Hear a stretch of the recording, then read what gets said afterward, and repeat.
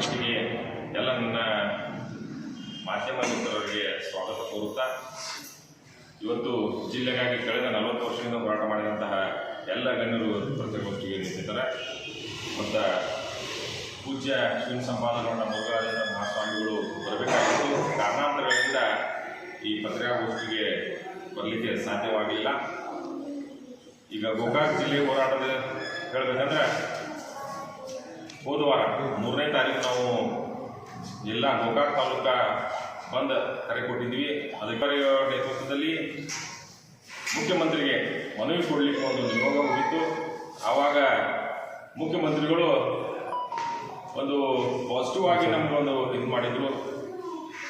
ಎಲ್ಲ ಜಿಲ್ಲೆಯ ಶಾಸಕರನ್ನು ಕರೆದು ಒಂದು ಮೀಟಿಂಗ್ ಮಾಡ್ತೀನಿ ಅಂತ ಹೇಳಿದರು ನಿನ್ನೆ ಮೊನ್ನೆ ಸೋಮವಾರ.